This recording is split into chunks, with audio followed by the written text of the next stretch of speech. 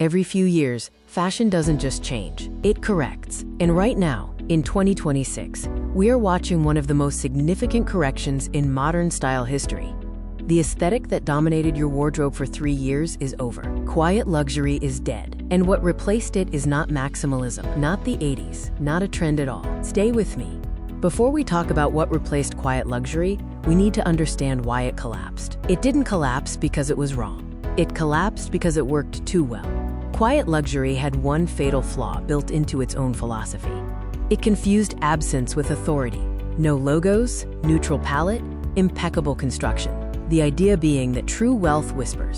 The moment a philosophy becomes a uniform, it becomes a costume. By 2025, every fast fashion retailer had a quiet luxury capsule. When the visual language of exclusivity becomes the language of everyone, the people who built that language walk away. This is what we call chromatic fatigue. Not color fatigue, but signal fatigue. When the code is broken, the message dies. The Row, the house that wrote the quiet luxury philosophy, showed a full feather skirt in 2026. That was not a creative experiment. That was a message. Every major outlet ran the same headline: maximalism is back. That is a surface level reading. What is actually replacing quiet luxury is a more precise one. The language being used inside design houses right now is individualized luxury. It is not a louder aesthetic, it is a more precise one.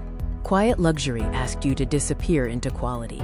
Individualized luxury asks you to construct an identity through quality. It gives you a framework, not a uniform. Spring 2026 runways were showing structured drama. Sculpted peplums, military shoulders, balloon trousers. This is silhouette engineering, the deliberate use of proportion as a communication tool.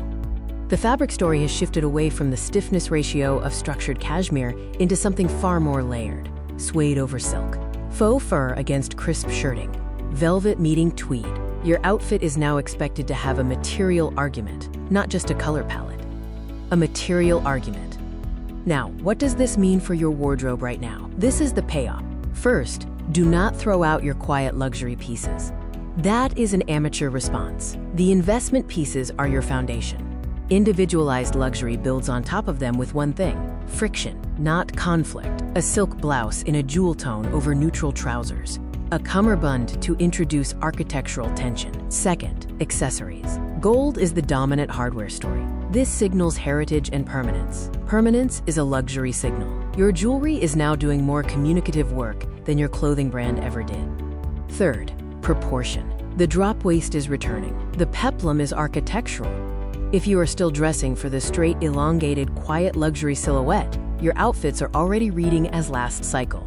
Quiet luxury didn't die because it was wrong. It died because it succeeded. It became so widely adopted, so thoroughly democratized.